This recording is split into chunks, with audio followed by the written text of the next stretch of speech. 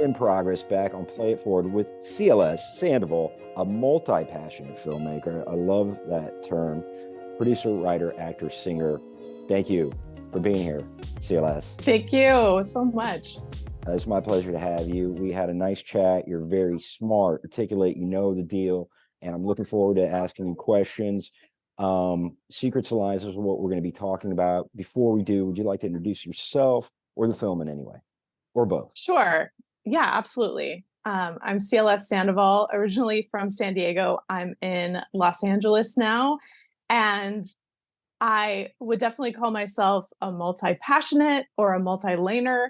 I've always written, I've always acted, I've always sung, but through acting class, I realized I was a bit of a filmmaker as well, especially producer. Um, and the way that Secrets and Lies happened was so interesting because I was working on a web series and the director was a friend of mine and she said, I need some music for this web series. And so just based on the feel of the web series, I started thinking and talking to my music friends, and I worked with Tito Castro in San Bernardino and came up with Secrets and Lies, this song that eventually became our short film music video that we're talking about today. And I was happy with it, but it didn't make the cut on the web series. So somewhere along the line, in an audition for something completely unrelated, I met Christian Davis Stallnecker's dad, who was recruiting for his recording company, hooked up with him, and we redid Secrets and Lies. And I was much happier with the music. And then I had worked with Mike Hellenick on another, our cinematographer on another project, and I love his cinematography so much. And he's a gaffer and a cinematographer, so he's very focused on lighting, and he always works with a camera operator, and he's such a perfectionist, and that is not my lane for sure. So I just let him go for it. And he was the one who recommended Saul Herkes as our director. And Saul actually ended up being our set decorator as well. And his ideas for making everything beautiful were amazing. And then I had worked with Erica Deal on another project. She was our makeup artist, hair person. And the way this thing came together was amazing. It was just like being present in the acting and filmmaking community was how this kind of stumbled together at first. But as we picked up folks, it became more and more intentional. And I love that we were able to tell a story with this song and this video. I love how, you got a lot of talent on the team. It shows. It's a very nice piece. The lighting, cinematography is gorgeous. I love the fact that you've got the cinematographer who is just committed to lighting, because that is just, you can't have one without the other. So it's awesome.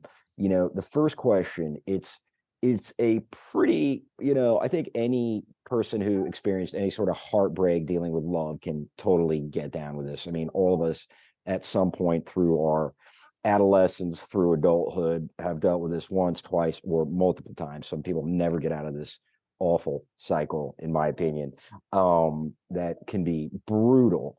So the storyline, the way I see it, and correct me if I'm missing anything, is really this usurious relationship, right? It's really based, one person is into love, the other's into lust, and there's a disconnect on the communication.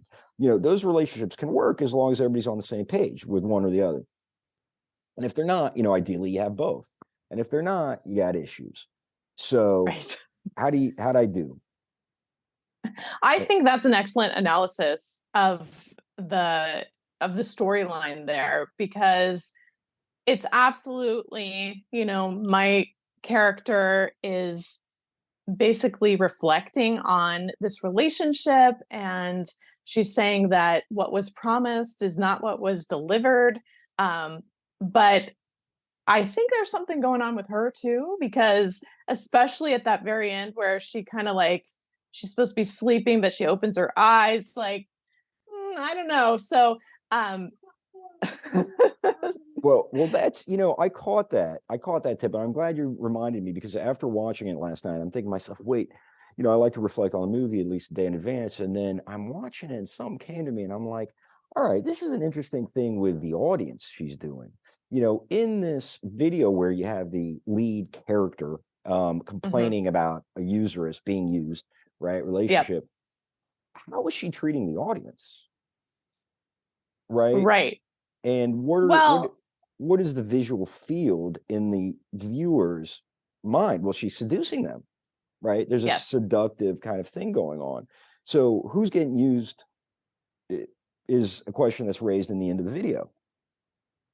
Absolutely. And I think if the audience is left with a little bit of, hmm, then that's we've achieved what we're going for. I mean, hopefully they have more than just coming out of it. But if they're left with, okay, so this woman is kind of telling us that she was great in this relationship, but the way she's performing on screen and this little look at the end is making me think, maybe she is part of the problem. So, Right. and especially those scenes where I've got the two actors with me who are like kind of like touching my ruffles and Right. whatnot, and I'm just like completely going for it with the camera.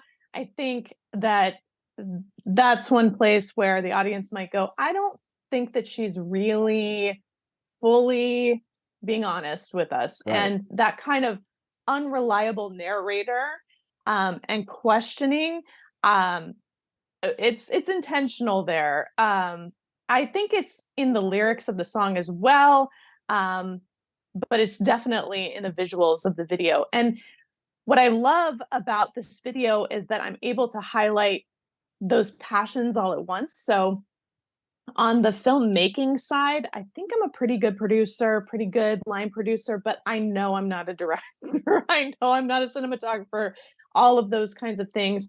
Um, and so I have a vision, but I love finding folks who share the vision and then help to clarify that vision. So the scene, for example, with all the candles on the dining room table, that was completely the director's idea, and then he pulled the candles into the bathroom and the shower scene as well. And when he came up with that idea, I went, well, exactly, of course. It was just this click of the minds coming together that is such a beautiful part of the filmmaking process. I mean, I've certainly been a part of projects where that clicking didn't quite happen or it just took a lot longer to come together. But on this one, just, as we collected folks to be a part of the project, people were just really on board with the vision. And these suggestions were just amazing. Like the dark scene was in this huge warehouse. And Mike Hellenick, the cinematographer, he set up all the lighting for that. There were, I mean, the things built to keep those lights in the right place and the number of people holding different things to make sure that those tight shots looked perfect. It was just phenomenal. Just Yeah. phenomenal. It shows. It's always awesome when things click and people click. It's with the best collaborative feeling. And we've set up the film, the video. First question. So now we have the dynamic of that Sure. love slash lust slash who's cat and mouse game. Where does that seed, that experience live in you that you wanted to explore and bring it to um, the screen in this way? So this writing was particularly an interesting process because I was on that web series where my friend said we need some music. So I was pulling some inspiration from the plot of the web series I was on to try to help provide music. However, I can't write anything that doesn't have at least a little T truth to it in my own experience. So um, I think that I've had just so many past relationships where I've had that feeling of, I gave you my heart, and you're not giving me back what I told you I would give you. And further reflection, I go, maybe I didn't really give you my heart. So, so I think that, as you call it, cat and mouse game has been a lived experience for me. Thankfully, not at the moment. So, but I find that my best writing comes out of places of pain or frustration or, some kind of punctuated moment. Um, Even if I'm writing something that feels or looks like the mundane, there's some kind of punctuated moment, some moment of truth, that I'm inspired to write something. And when I write, it's typically not in script form. I write poetry, I write flash fiction and nonfiction, essays, things like that. And if I have a film with more dialogue, I typically work with a screenwriter, so it becomes a co-writing project, for me. But those ideas, I mean, just like method acting, I have a hard time stepping away from myself completely. Um, but I was given the advice, actually in writing, to call it the narrator or the character rather than me, so that I do create a little more separation. Otherwise, it becomes a little overwhelming. Like, yes, I am bad in relationships. Okay, well, I have been, all right, but this character is bad in relationships and she's a little proud of it. So that's a little fun twist there. Well, so there's a couple of things that I'm thinking there. That's great. Punctuated moment, that term, is that something that you've heard before, or is that something you've just felt and spoke? It's something I've said. So I've Yeah, I've said punctuated moment, especially when I talk about my writing. it's great. Um, Love that Thank term. you. It's Thank a you. I very mean, apt. I think I'm thank gonna you. steal that from you if that's all right. If anybody asks, I'll give you credit though. Thank you. Because it's really the question is, when did that punctuated moment, when that seed of inspiration come in you, and how Mhm. sometimes it comes as something you want to explore. Sometimes you see something, you're like, all right, this is good. This will be good for the a story, for the camera, for the film. So I think it's great that you helped us explore that a little bit by knowing that it does come from the truth of your experiences. All art does, that's lasting. And it really leads us into the second question is, now as a viewer, Mhm. how do you experience the message of the movie? And just before I set you free on that, I'm going to try to kind of steer you in this direction, Okay. um, of exploring this idea, and then you can explore it or not.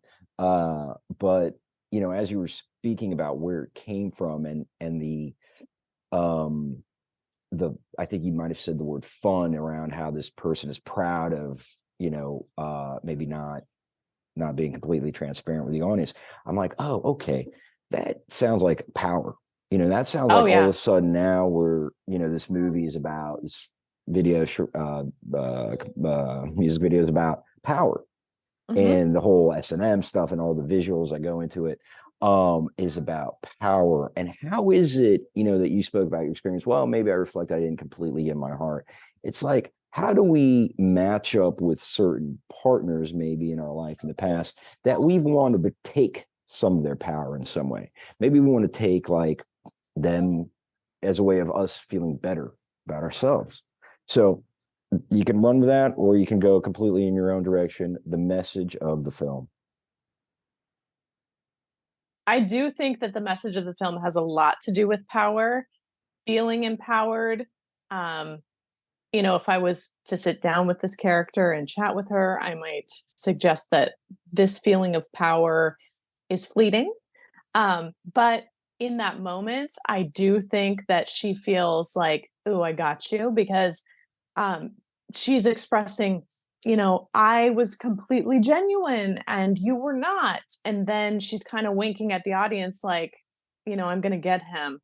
Um, and I've certainly had relationships in my life, thankfully, when I was much younger, where there was something about that person that, maybe I wanted to rub elbows with their group, or maybe I wanted to, say, look, I can be with this kind of person. So I was trying to prove something about myself. And, I think a lot of people do that, whether it's consciously or not consciously.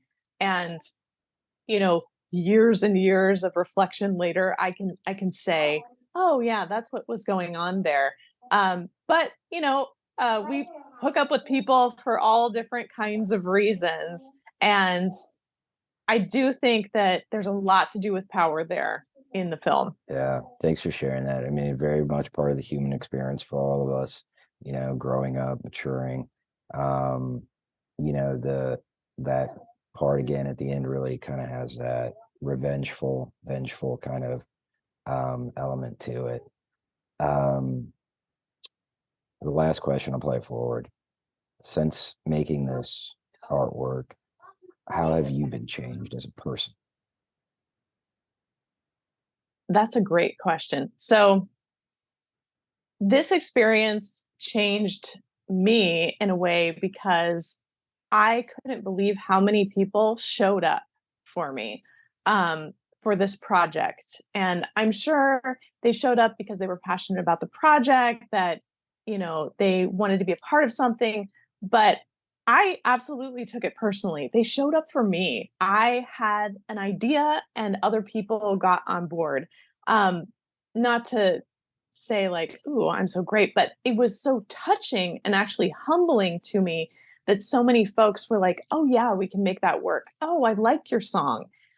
Because when it gets put out there, there's going to be a whole variety of reactions. Some people are just not going to like it, but when negative reactions come in, I go, "Oh yeah, well, the director Saul thought it was great and he was amazing. And the cinematographer Mike thought it was great and he was amazing." And just all these folks that showed up on the set.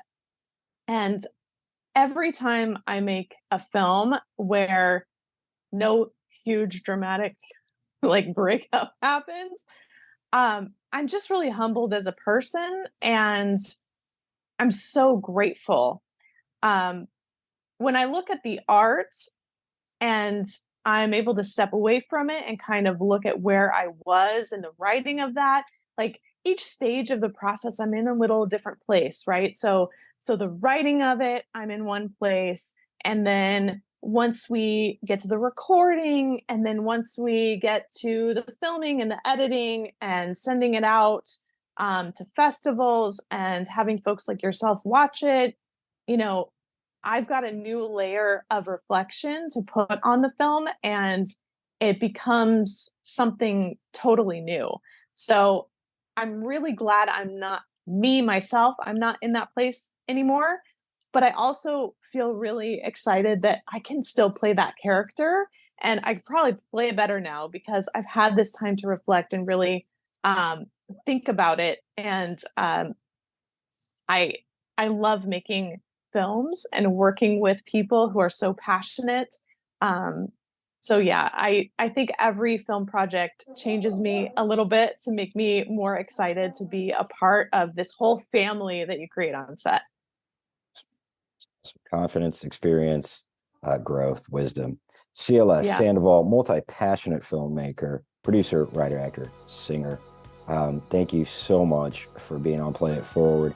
Film is Secrets and Lies, music video, Secrets and Lies, Treating It Like a Film.